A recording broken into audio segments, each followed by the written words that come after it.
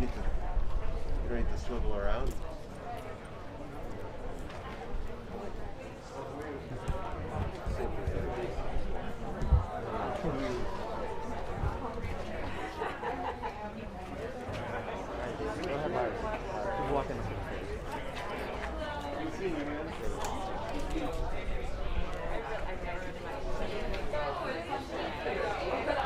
That's fine. Like I said, still taking hands walking out. Great, love it. Really light. And then as soon as she sits down, we'll be running. Live with this? We'll be up and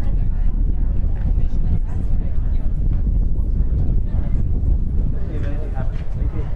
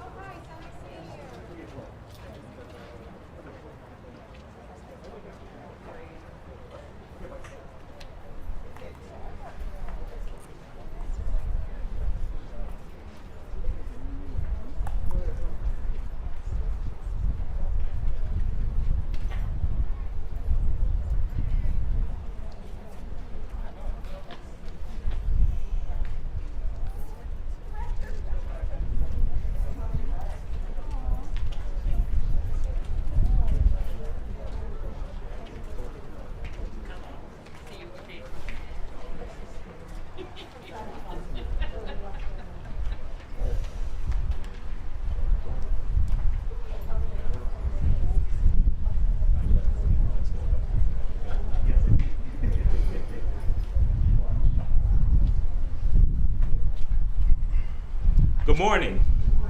Welcome to UCAN. I am Markel Bridges, Chairman for the UCAN Governing Board.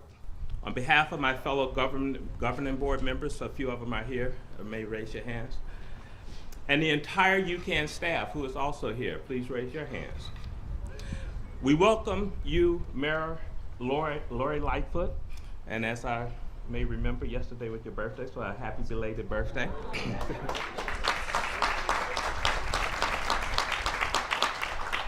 We're happy to have you here with us today along with your team as we partner in serving the community. I want to also welcome a friend, Alderman Michael Scott, who is with us, our community partner, supporter, and dedicated staff as well. As most of you know, UCAN has worked hard and smart to become a pillar and partner in North Lawndale. We're in the community, we work with the community, we support the community, we hire from the community, and we advocate for the community. Among our community-based services and programs is our violence intervention and prevention services team that collaborates and cooperates with the city and many partners in this critical work. Trauma caused by violence affects our young people and prevents them from envisioning their future and reaching their full potential. But we must work closely together to provide resources and alternatives to help our youth thrive in a safer environment. They can be empowered to fulfill their full potential and become the future leaders. We can agree that programs need to be efficiently scaled to accommodate an escalating demand for coaching, meditation, and positive community engagement.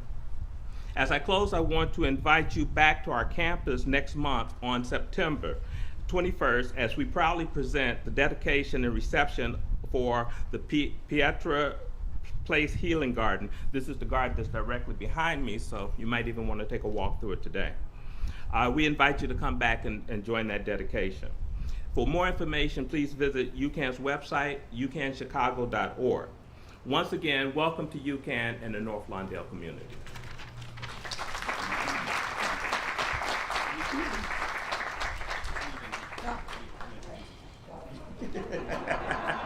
I'm just ready to go. I know that's right.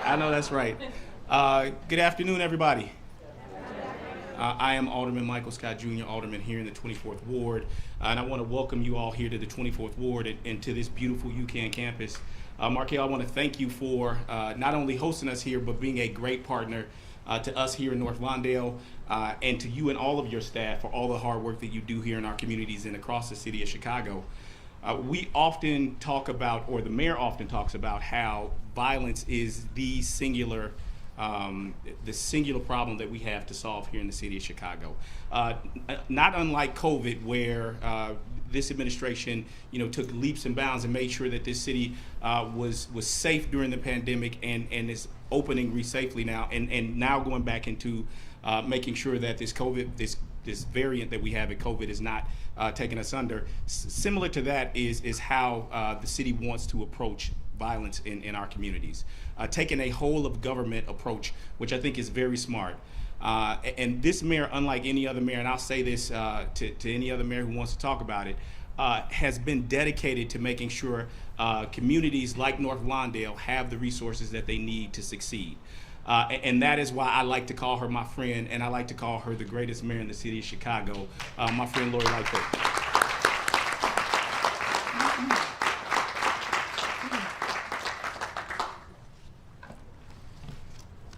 Thank you, everyone, for being here, and thank you, Chairman Scott, for not only being here today and the warm words, but really the incredible leadership that you show in this community and really across the city. Good afternoon, everyone, and thank you for being here. We are here today to announce a new, more coordinated, whole-of-government approach to addressing community violence. The people who are standing with me today have been and will be crucial in this new initiative. And let me introduce some of them. They are, of course, Chicago Department of Public Health Commissioner Dr. Allison Arwady.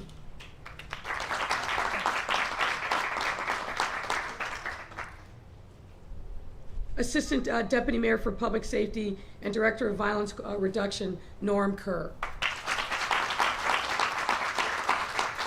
Chicago Postal Workers Union President, Keith Richardson. UCAN Violence Intervention and Prevention Services Director, Frank Perez. Coalition of Trade Unionist Presidents, Mamie Pratt. National Association of Letter Carriers, Chicago Branch, President Mac Julian. Mac is standing in the back of the room, so. And I also want to just give a shout out to the many other community, government, organized labor, and nonprofit partners joining us today that are here in the audience. Why don't you all stand and receive a round of applause.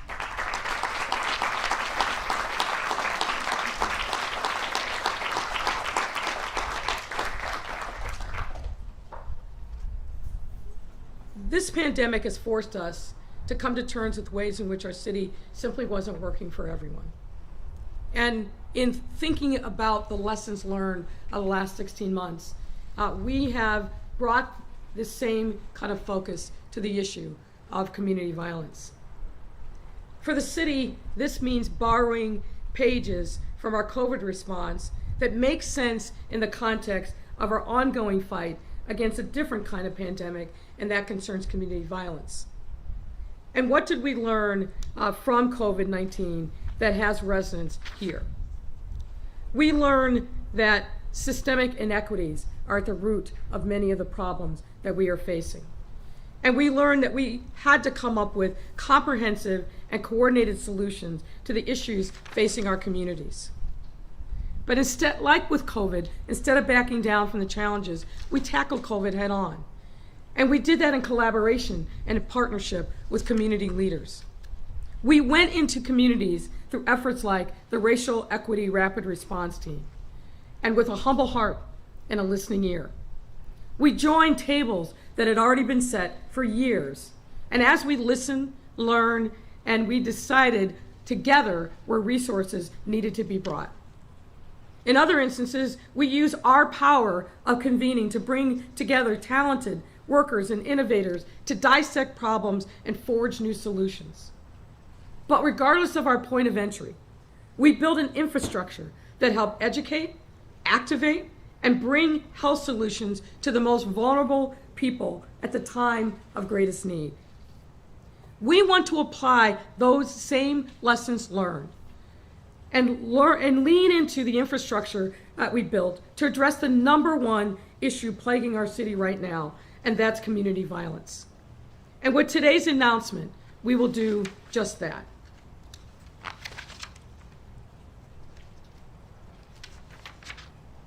I stand with my colleagues in city government and our community partners to announce the launch of a Community Safety Coordination Center, or CSCC.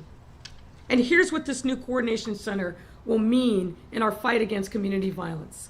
First, living under one roof will be all of the current city initiatives that impact community-based violence. Community supports, youth, public health, mental health, workforce development, schools, parks, libraries, all of the city initiatives that play vital roles in community safety, health, and well-being. And we will have and continue to make meaningful investments in these areas. But now with a greater focus and collaboration across sectors of work, we will break down silos and have more 360 visibility across vulnerable communities, and thereby be better able to see the problems and solve them, create more opportunities for innovation, and importantly, better serve our communities when they need us most. The center will be an information hub where information on violence interventions is collected, analyzed, and disseminated. It will also be a resource hub that acquires, allocates, and tracks the resources required to implement violence interventions, including material supplies, physical spaces, personnel, and importantly, funding. This new center will also coordinate violence interventions by bringing together representatives of multiple agencies, both government and non-governmental, and provide strategic guidance on violence intervention priorities, serving as a collaboration space for government, community, and thought leaders, all of which will be happening real time for the first time. In other words, this new center will act as a city resource nerve center and central location for violence interventions across Chicago, thus creating the systems and providing the resources, data collection, analysis, and mapping that we need in order to show a more comprehensive, data-driven approach to violence. And to be clear, we're not starting with a blank sheet of paper. Quite the opposite. Just this year, we have spent over $50 million on programs supporting violence prevention and reduction. These investments include street outreach, victim services, targeted interventions for high-risk youth, diversion programs, housing, legal supports for gender-based violence, and more. But now, all of these efforts will be housed under one roof. The center's resource pool will be extensive and further will show and demonstrate what we mean by an all-hands-on-deck approach. This research pool will allow us to address 7 social determinants that we know from the data and the science contribute to violence. First is employment. We will address this by providing residents with comprehensive job training and employment opportunities, as well as supporting the thousands of returning citizens who live in our city.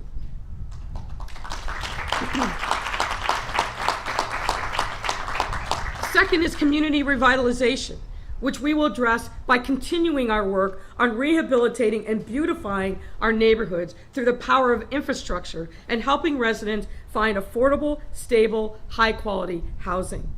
Third is violence diversion, which we will coordinate by presenting alternative response coordination and pre-arrest and pre-trial diversion programming. Fourth is violence interruption, which encompasses street outreach, victim services, and comprehensive shooting reviews. Fifth is social services navigation, which we will address by connecting high-risk individuals to case management services, hospital-based interventions, and other community-based social programs. 6 is education and youth programming.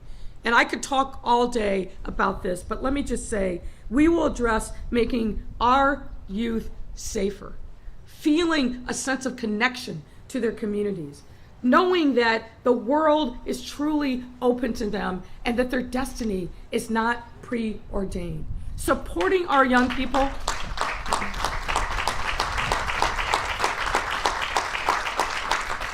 Supporting our young people is the most important work that we can be doing as a city. And now we will bring all of those resources under one roof. They will be working together and innovating, so we will know what we are doing literally on an individualized basis, block basis, neighborhood basis, to support our young people in a way that we have not done before.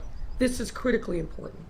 And finally, the 7th bucket is health and wellness, which we will address by increasing residents' access to affordable health care, mental health care, harm reduction, and substance abuse recovery services. I will talk a little bit more about this in a moment, but ladies and gentlemen, the opioid crisis is real. It is surging and raging in the city of Chicago. It has not gotten the kind of notoriety over the course of this pandemic that it should, but now it will, because we will focus on it. We will bring it out of the shadows, but more importantly, we will do a better job of being coordinated and helping those residents who need us most, that are most at risk, by focusing services where the data tells us it needs to go. Now, one other thing that we know for sure is that we need to be close to the community in this work at a hyper-local level in order for us to truly bend the curve of violence. So toward that end, in addition to organizing a more coordinated whole-of-government approach to the work of community safety, again, borrowing a page from COVID, we have started the effort of reaching out anew to community leaders to organize a steering committee, not unlike the Racial Equity Rapid Response team that we were able to put together. And this community steering group will both guide and inform the work of the center. I believe strongly in the phrase, quote, "nothing for us without us." And in that spirit, we will seek to join tables already set, use our convening power, and create authentic collaborations and important feedback loop to meet communities' immediate needs around violence. This will be transformative if we get it right, if we do our work and create these authentic partnerships that I know that we can and must. Our initial areas of focus will of course be around gun violence, but not just the symptoms, the root causes. And what does the data tell us? It tells us that we need to maintain our focus on Black and brown boys and young adults. They are the ones most vulnerable, most likely to be victims, but also most likely to be criminal justice involved. And we need to continue our focus on gender-based violence. Ladies and gentlemen, another crisis that has raged through the pandemic that needs much more focus by us in the city. A couple of data points on that.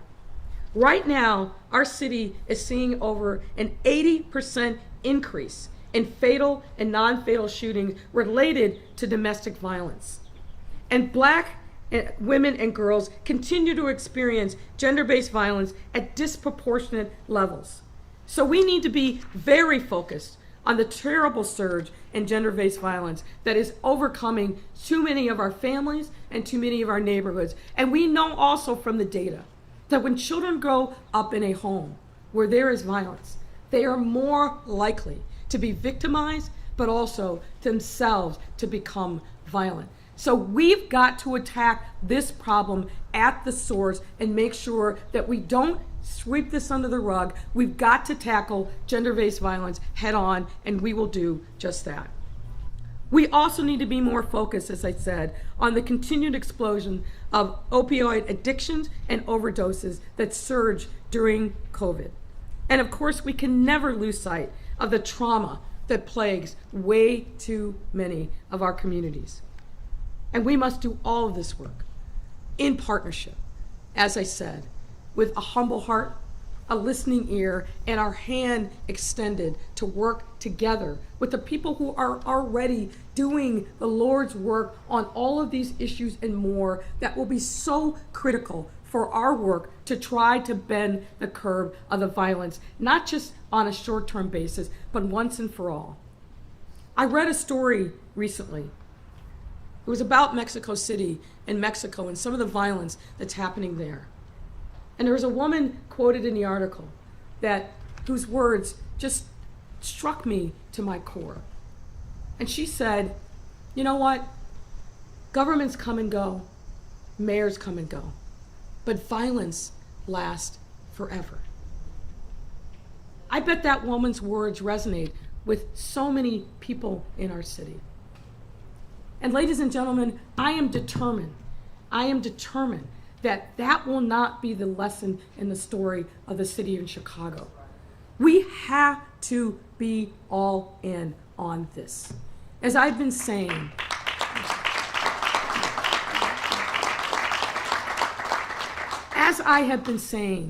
we have a lot to celebrate in the city of Chicago. We have a lot to be grateful for coming out of the pandemic. We literally banded together to save each other's lives in the face of a terrible, deadly virus that is still here, that is still challenging us. Our economy is coming back. We have good news on almost every front. But none of that matters to the child in North Lawndale, or in Inglewood, or in Roseland, or in South Shore, or so many other places in our city that doesn't feel safe even in her home. It's heartbreaking, but more to the point, it is unacceptable. It is unacceptable, and we need to stand together united, not just to say words, but to take action. There was a young man that challenged me, rightfully so, following the murder of Adam Toledo. And he said to me, Mayor, I want to know what tangible, concrete steps you are going to take. That young man's words have come back to me over and over again because he was right. We need to demonstrate tangible, concrete steps that we are taking in every neighborhood where violence has robbed too many people of their faith in themselves, in their community, and in our city. We need to be able to speak to the people who feel such pain and trauma by what is happening on their block every single day. We need to step up and do more. And let this day mark that day. The day that we brought all of our city government focused together on the singular mission and challenge of our lifetime, and that is restoring peace in our neighborhoods. I accept that challenge. I accept that challenge because that is my obligation as mayor, but it's my obligation as a resident of this city. I've lived here for more of my life than any place else. I love this city. I love the people. And we have to stand together if we are going to solve this challenge of our lifetime. People are here from all over, from community-based organizations. We will be reaching out and bringing in members of our faith community. Our men and women in organized labor, I can't tell you how much it means for you to be here and to say, we're with you in this fight. We all have to be in this fight together. It means everything to the future of our city, who we identify as Chicagoans. We have to make a difference in this moment. And ladies and gentlemen, I'm determined, but more importantly, I'm convinced that we will. We fought for our lives against COVID. We must similarly fight for our lives against this violence. Join me in this fight. Together, I know we can make a difference. Thank you so much for being here.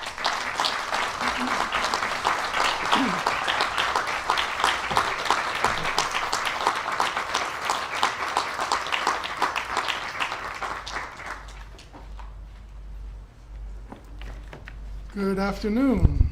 It's a tough act to follow, our mayor. Once again for our mayor.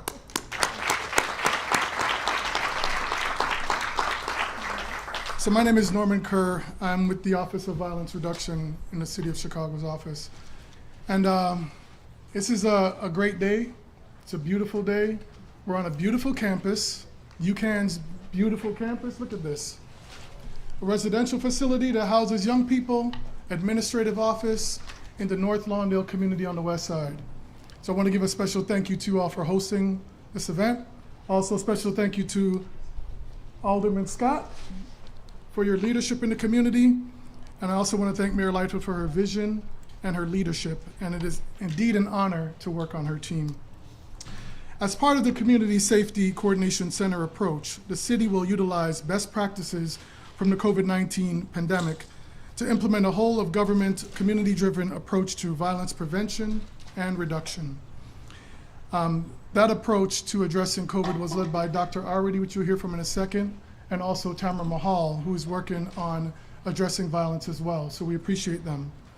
This process will engage residents and organizations in ways that are inclusive of whole community and include representatives from all sectors.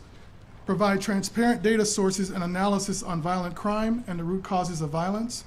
Listen to communities to identify what capabilities already exist to prevent and reduce violence, and where the city can assist in garnering additional resources. And coordinate city services to rapidly respond to the needs identified by community members to prevent and reduce violence. As the summer safety strategy, which we've been implementing for the last 16 weeks, builds on our City, Our Safety plan and addresses violence at the hyper-local level. It is a coordinated effort that includes participation from various city departments and community-based partners to collectively focus on 15 police beats on the south and west sides of Chicago. These beats were selected using data indicating that these areas had the highest levels of violence over the past 3 summers, 2018, 2019, and 2020. In late April, we designated the 15 beats into 4 zones, 2 on the west side, 2 on the south side, and we have now been meeting for the last 16 weeks with 1 zone meeting occurring each day, Tuesday through Friday, with discussions about recent incidents of violence over the last week in each zone, city departments allocating their services in real time to support each zone and coordinating various activities to increase presence and safety as well. We have been relying on community partner organizations, such as street outreach groups. Many of them are here today. And LASE, INVC, UCAN, of course, Target Area, and we thank you for your work. Also, youth development partners and mental health providers to lead community engagement activities and events to increase presence. According to the Violence Reduction Dashboard, a public-facing data portal that shares real-time crime data from the police department, anybody can access this data. There have been, the preliminary data indicates thus far that we've seen overall combined reductions of 35% in homicides and 10% in shootings in these 4 zones in comparison to the same time frame in 2020. We believe that we're headed in the right direction, utilizing lessons learned from the summer safety strategy as we move forward with the Community Safety Coordination Center. This requires more than government partners. We need community partners in this effort to co-lead and collaborate. I want to truly express my thanks to all our partners in city departments and those in the trenches in communities that have worked tirelessly to support these efforts. Looking forward to continuing this work with an all-city approach to creating a safer Chicago. I want to thank you all again.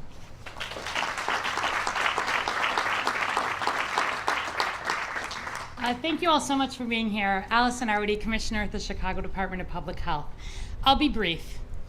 Obviously, we have learned a lot of messages. We've learned a lot of lessons from COVID. I think and I hope one of the most important ones is that when any part of our city is not well, our city is not well. That is not only true for infectious diseases, it is also true for issues of community violence and behavioral health. And I'll tell you, throughout this whole COVID pandemic, of course, the huge majority of the people who work for CDPH were pulled into the COVID response. But the one group we did not touch were our folks working in behavioral health, mental health, substance use, violence prevention, because those two were on the rise. They're affected by everything else that is happening in community. And we've made investments, we've made work, but we want to take the approaches that we've used in COVID, take those lessons, and say, let's take the ideas that everybody has, get coordinated, and try to implement them. We talk a lot about using data, right? And in COVID as well. But for COVID, we don't just say, where are we seeing the cases? We say, what's the data around what we're doing about it? Where are we putting testing? What are we doing around vaccine? What are the community groups doing? What is the healthcare system doing? And where we think about for so long how we've talked about violence and violence data, we talk about the outcomes, we talk about the homicides, we talk about the domestic-based violence and other violence, and that's critical and important. But we have to use that data, pair it with the data of our response. And when I say our response, I don't just mean government. I mean the dozens and dozens and dozens of groups around this city that are working so hard on this issue. We do not have all of the answers about this. I was just talking before, we don't have a vaccine for violence in the way that we do for COVID. But we have seen the power of an entire city coming together around COVID. And that's because we've taken not just a whole of government approach, but a whole of city approach. We've been nimble, we've admitted when we've gotten it wrong, and we've stepped back up the next day and said, let's try to do it again better. We've got to take that same approach, and we've got to do it in a way that's coordinated. We'll use data. Healthy Chicago 2025, which even before COVID was the blueprint for the health department for the next 5 years in terms of not just what we were going to do, but with cities across the whole city. It's focused on the racial life expectancy gap. Number one, prior to COVID, chronic diseases, which gets to all the root causes. Number two is gun-related homicide. Number three is infant mortality. Number four is HIV and other infectious diseases, which in COVID, of course, has risen up. And number five is opioid overdose. So we're not taking our eye off the ball with COVID, but we're taking the lessons to focus on those other parts related to behavioral health where our city is also hurting and where when one part of the city is not well, the whole city is not well. We're thrilled to be supporting this effort. CDPH will be putting its resources related to behavioral health into it, looking forward to learning from people who have been working in this space, using our data chops, and trying to take the lessons that we've learned so far. And I agree with the mayor, this is the issue that we've all got to put front and center. Thank you.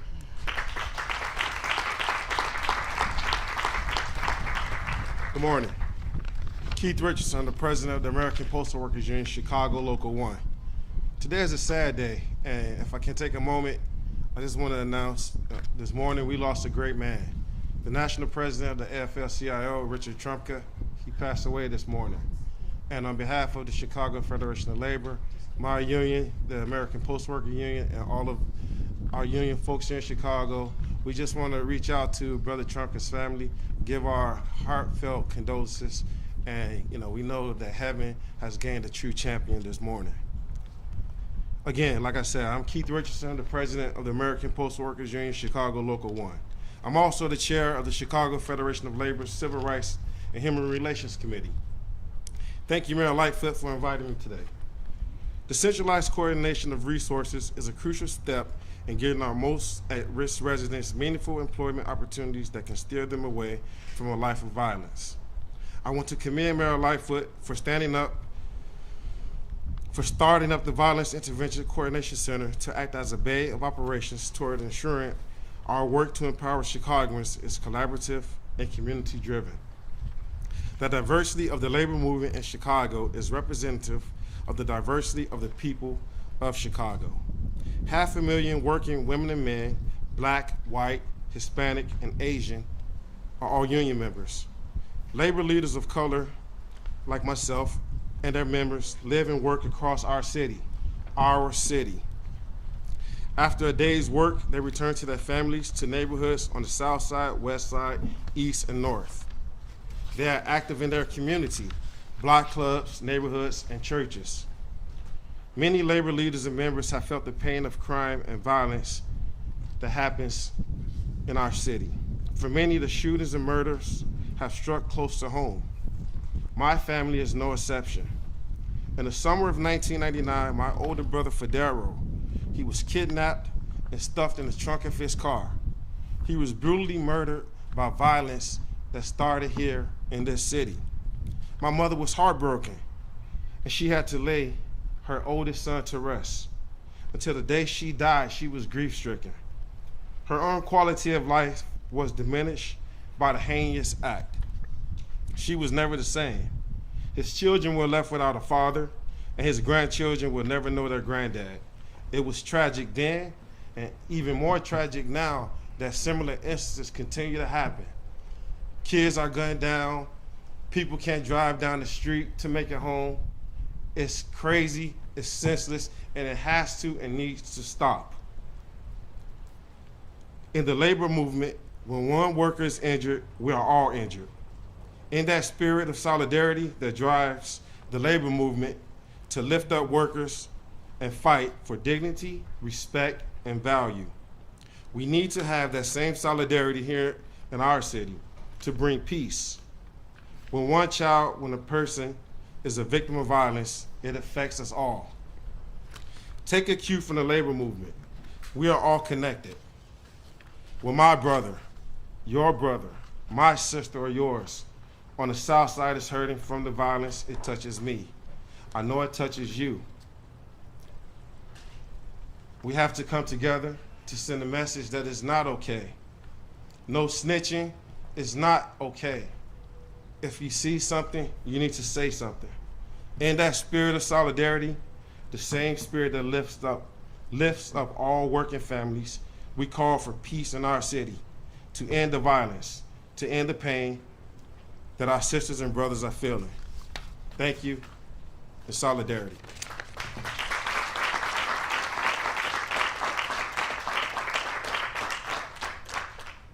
Good afternoon, everyone.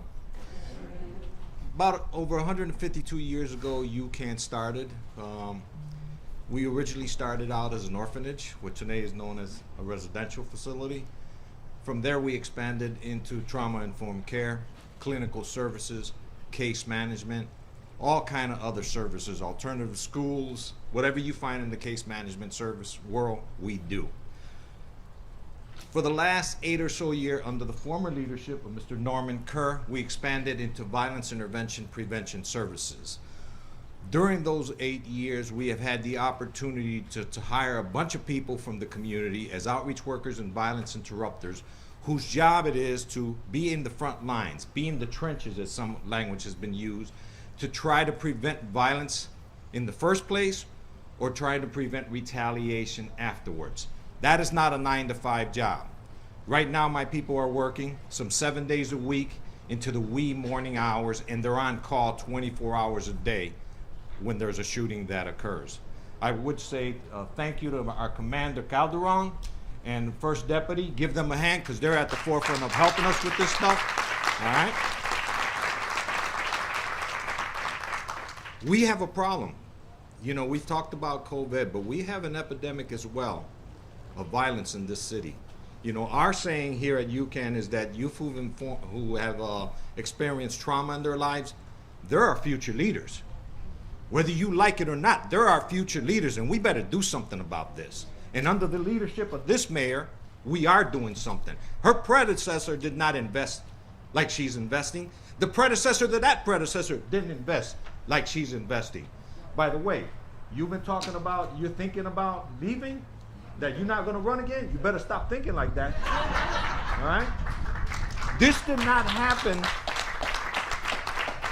This violence took a long time to get here. Mayor, it's not gonna take 2 years to go away. We need leaders like you, leaders like Norm, other leaders in our departments and whatnot, our various city departments, to be at the forefront to try to stop this violence.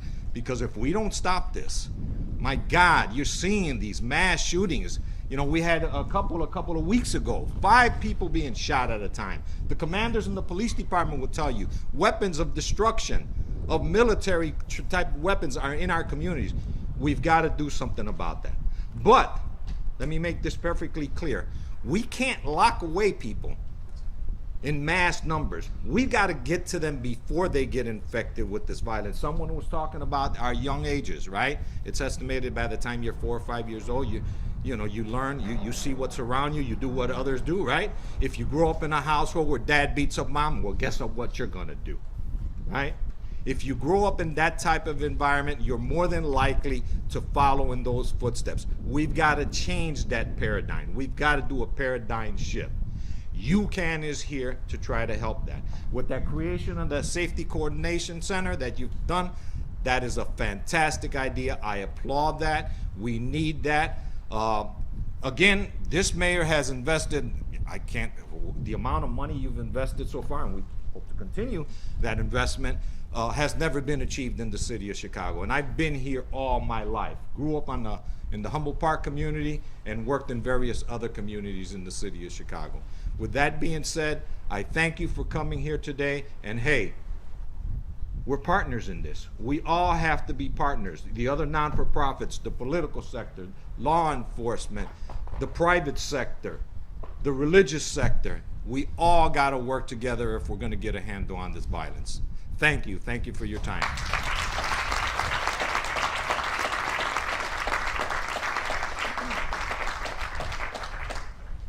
Before I take your questions, I wonder if the labor leaders can just join me for a moment. Come on in, guys. Come stand with me, please. Come on in. Come on up.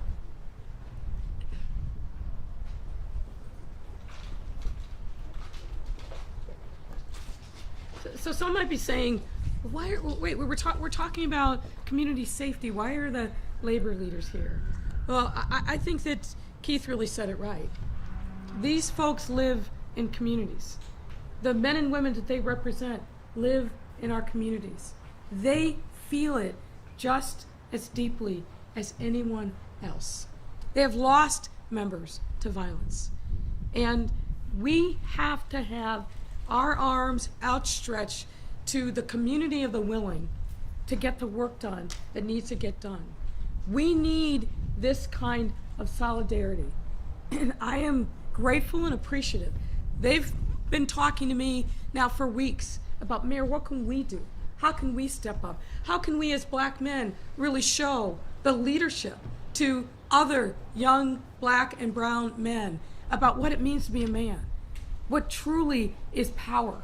Power isn't in gripping a gun. Power isn't taking care of yourself and taking care of your families. That's what this is about. So I just want to say thank you for stepping up. Thank you for really being here for your members, but also being a member of this community. And thank you so much. The work is hard, and sometimes we're going to be despairing.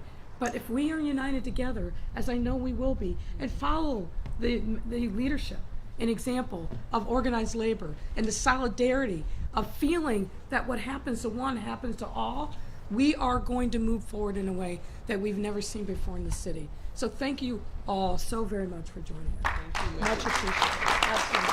Thank you. And now happy to take any questions from the media. The mic to each of you. 2 questions per reporter, please. We'll start off with Mariano from Univision. Mayor, how do you do? How much money is the city going to invest? How much money is the city going to invest in this initiative?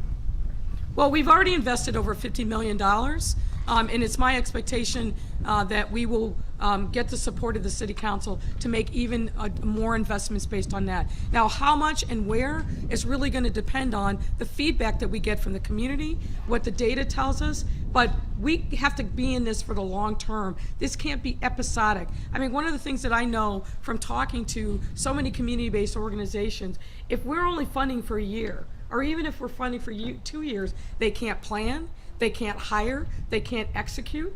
And the urgency not just of this moment, but what we need to do really requires long-term, multi-year commitments, and I'm confident that we'll win the support of City Council to do just that. And that was the point of my question, because the city spent about $2 billion in repression in the Chicago Police Department last year and $50 million in prevention of violence. Is it going to be the same proportion with the money coming from the federal government? Well, luckily we do have more money available to us as a result of the ARP money. So now, let me just be clear. We spent $50 million in very specific targeted programs around street outreach, victim services, and so forth. But if you look at the totality of what we have invested in the city, thinking about the root causes, it's multiple hundreds of millions of dollars. I view the investments through Invest Southwest, through our capital program, which is a multi-billion-dollar program. All of those things are critical to building healthy, safe, vibrant neighborhoods. I singled out the 50 to talk about these targeted services, but the amount of money that we spent overall on building communities, particularly on the south and the west side, and other areas of the city that are most vulnerable, that need it most, is in the hundreds of millions of dollars. Hi, Mayor. I had a similar question, so I'm going to move on to a question from Fran Spielman from the Chicago Sun-Times. She asked me to ask you this question. Are you satisfied with the way the Chicago Park District Superintendent Mike Kelly handled the claims made by the female lifeguard? If not, what should have been done? Should Kelly keep his job? Should he be disciplined, suspended, or fired? Well, look, the allegations that have been brought forth are very serious. And I've said this now multiple times, going back several months, when these issues first came to light. No parent should have to worry that they're sending their child to a park district program, lifeguard or whatever, and I say that as a parent who sent my child to park district programs. Every parent has to have comfort that they're being safe. The Park District earlier this year took a number of steps to address the issues in that particular program, but overall, renewed training, frankly getting rid of people that were problematic, but we've got to make sure that we're focused, and when these allegations arise, they have to be taken seriously and action has to be swift. So I feel like they've taken the steps that are necessary, but we can never rest on issues like this. Unfortunately, we know that programs where youth gather are magnets for predators. And we've got to be constantly diligent to make sure that our kids know what their rights are, that our parents know what their rights are, that we have an avenue for children and their parents to report. But when those reports happen, we have to take them seriously and act swiftly. Andy Green, sometimes. Andy? Here you go. Madam Mayor, how do you feel the programs are working, citywide, across the city, outside of those areas that you've looked at, that you've invested this money in? Yeah. Shootings are up, and murders are basically flat. Yeah. How do you feel this is working? Look, I think no one can be satisfied with where we are right now in shootings and homicides. I'm not satisfied with where we are in the uptick that we're seeing in domestic violence or in the number of opioid addictions and overdoses. No one can be satisfied with these numbers. The challenges that we're facing here in the city of Chicago, unfortunately, are challenges that we're seeing nationwide. Every major city, from New York to LA and everywhere in between, is seeing this level of violence in 2020 and 2021. We were hoping that it would just be something that's pandemic related, and I think it is, but it's continued.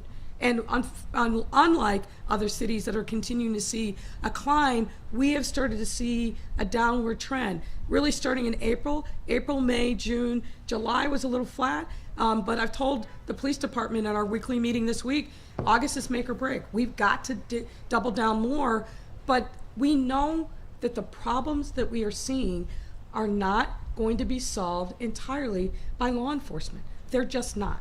That is the entire point of coordinating city resources, bringing everybody together under one roof, learning the lessons that we learned from COVID.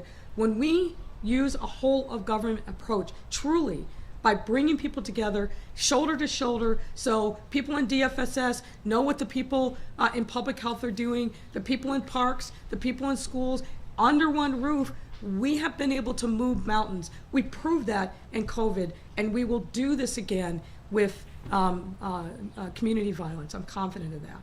Mayor Rob Sneak, WGN. Good afternoon, Mayor. Good afternoon, sir. Thank you.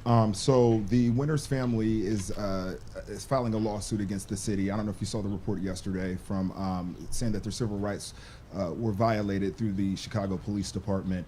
The concern from this family is basically that you promised new rules for gun pointing at people during home entries when it comes to the police department, but still no announcement has been made, and you said this back March the 3rd.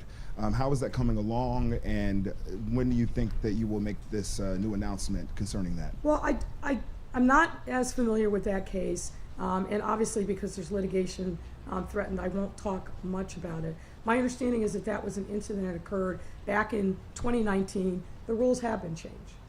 And look, there's more that we always can learn, and the rules changing doesn't take away that family's sense of violation and trauma. I understand that.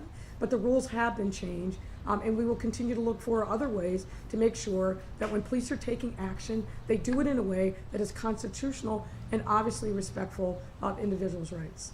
Back on that, I believe you pretty much said that there will be other rules announced since the Anjanette Young controversy.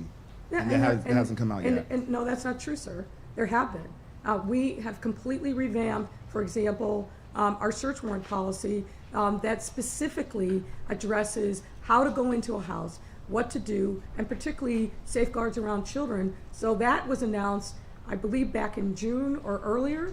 We can get you the information if you're not familiar with it, but of course we have. We learned from the issues and challenges that the community has brought forward to us, and we take decisive action, and we certainly have done that when it comes to search warrant. We first addressed this in January of 2020, learned a lot through that process, and more coming to light around Ms. Young's circumstances, and in conjunction with the independent monitor, through our consent decree process, stood up an entirely new search warrant policy and procedure. Similarly, did the same thing regarding foot chases because of what we were seeing and the challenges. Remember that as a candidate back in 2018, I flagged foot pursuits as an issue. We've now addressed that as a city, and more to come. So we don't stand silent when issues are happening, particularly when it comes to concerns about allegations that the police have violated anybody's constitutional rights. My last question too is regarding actually this today. There have been multiple efforts to curb violence here in the city, and I think the big question people are wondering is how are you going to get people in these communities who are already kind of doing the bad things in the community to actually utilize these new services? There seems to be a sense of people saying that this isn't going to work. This is just one more thing that they're announcing, but this isn't going to help. What do you say to those people? There's always going to be skepticism, but I'm going to remain optimistic. And I'm going to remain optimistic because of the people that we are in partnership in the communities who are doing this work, who have reached out to us, have talked to us about what the community needs. And the point of this is for the city government itself to break out of its silos and be together and be innovative, and then make sure that we are building those tables and working at tables that have already been built with community members. And I'm confident that we will see progress. The skepticism it has to be met with the facts. As Norm Kerr, who's our director of violence prevention, said, we focused this summer for the last 16 weeks on 15 beats over 4 zones on the south and the west side. We brought that whole of government approach, but also bringing the community partnership and going into those communities to make sure that we were understanding what was happening on the ground, literally at a block by block level. And what have we seen? Significant progress in reducing homicides and violence.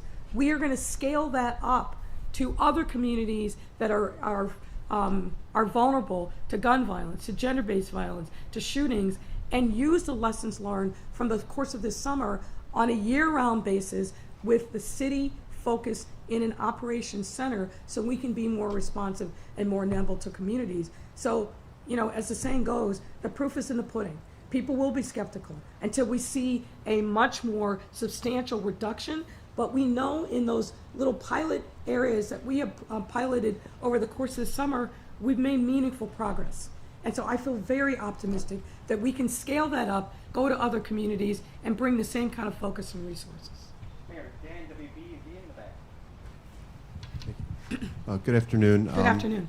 Hi. If I could bring it back for a moment to the lifeguards and just ask, CO Kelly has said that he acted immediately when he became aware of the issue, but it was 41 days between the time he got the complaint, said he would forward it, and when he actually did forward it. Is 41 days consistent with what he said? Is that immediate? And what would you say to the young woman that now knows that he did not act until 41 days Well, later? what I will say is this, as I said before, anytime there's an allegation that a child has been violated in any way, everyone has to be immediately focused, taking it seriously, investigating it, and making sure that that child is taken out of harm's way, period. She was already a former lifeguard by that point. He told her that he would give it to the inspector. Can you use the microphone, sir? Sorry. But the lifeguard had already quit. She told him that he told her that he was going to send it to the inspector general. Didn't do it for 41 days. Does that align with his duty to report serious misconduct? Look, I think that there's got to always be a sense of urgency around anything where there's an allegation that's brought, whether it's an allegation that had happened today or in the instance of the young woman that you're referring to, an instance that happened previously. We've got to take these allegations seriously. We've got to act responsibly. We've got to make sure not only that the inspector general, but if there's something that suggests that there's criminal conduct afoot, then we've got to report it to law enforcement. I believe very, very strongly in that. Hi. Hi there. So I guess I'm going to just ask you to speak up a little with the mask. It's hard to hear. So going back to the financial aspect of this program, is there any funds allocated for the startup costs for actually creating this committee and opening such center? So it's not a committee. It's a center. And in the first instance, what we're doing is bringing together all of the city employees who are already working on this work. So they're engaged in programmatic work for monies that have already been allocated, and we're bringing them all together in one space. Yes, there's some nominal costs associated with bringing everybody together, but that's really inconsequential. The focus is breaking people out of their silos, bringing them together so the right hand knows what the left hand is doing, and it creates a synergy where there's information sharing, there can be innovation, and we can be more responsive to the needs of our residents. So yes, I'm going to, of course, in the budget, ask for more resources to fund this, but this work is already being funded. This is about being more coordinated and collaborative under one roof. We saw that work with great success in COVID. We want to borrow a page from that book and use it on community-based violence. And then I had a different question. So there's already so many community organizations, and you've talked about how you're going to find tables that have already existed to join. Yeah. How do you coordinate? There just seem to be so many groups that are already doing this work. How do you bring that many people to the same table under one roof? Well, it's not necessarily going to be the same table, right? It's got to be, the solutions have to be unique to particular communities, but it's real simple, but real complicated. You go and you say, hey, Frank, what are you doing in North Lawndale? Here's what we're seeing. Here's what we're feeling on the ground. What are you seeing? Who else should we be talking to focus on this area in North Lawndale where we're seeing the highest concentration of violence and shootings and using the data? So it's those kind of conversations that are already happening, but we're bringing more focus and attention to those and using data to really inform where we need to be going, the outreach that we need to be focused on. So that's really, in its simplest form, what this will be about. And I'm simplifying it, of course, and giving due respect to organizations like UCAN, but others across the city that have been doing this work for decades, but need the support and focus of the city to be the convener, need additional resources, but also we need them to make sure that we are focusing our resources in the right places to reach the right people and not just putting out resources on hoping for the best. This is a concentrated, focused, intentional, collaborative effort starting first with bringing city workers together to make sure that we are in collaboration with each other, that we do see 360 across these communities about what's happening on the ground, and to make sure that we're getting the most catalytic effect for the resources that we're investing in communities. Mayor Mariano has a final question. Final question, Mayor. He must like you if he's giving you a follow-up. We're not related. Mayor, community trust is key. You've said it many Yes. times to fight violence, and diversity in leadership is key to get that trust. Alderman Villegas believes that you don't have enough people in leadership positions, Latino people in leadership positions in the Chicago Police Department, nor in your government. What do you answer to that? I don't think that's accurate. Obviously, I appreciate the Alderman's focus on making sure that there's a diversity, but diversity comes in many forms and focus. But also what we need is people who have the heart for the city, the understanding of what's going on in community. You can't go into some communities and try to speak to them with people who don't know them or don't have cultural literacy. We absolutely understand that. And that's why we are constantly looking and recruiting talent. But I'm just going to have to disagree with my friend Alderman Villegas. Yes, of course, are we looking for opportunities to bring more people of color into our administration? I'm going to challenge him to see a mayor's office staff and certainly senior leadership that's more diverse than mine. You're not going to find it. I know. I worked in other mayor's offices. I understand what they look like. That doesn't mean that we rest on our laurels, but absolutely, we value diversity. All you got to do is look at my senior leadership team any day. Mostly women of color, and a whole array. So I believe that we are best when what we are doing is in concert with community, and the people who are doing it reflect the diversity of our city. No question whatsoever about that, and we'll continue to work hard on all those issues, but I think we've got a very strong track record. That's right, folks. Thank you very much, Mayor. Thank you.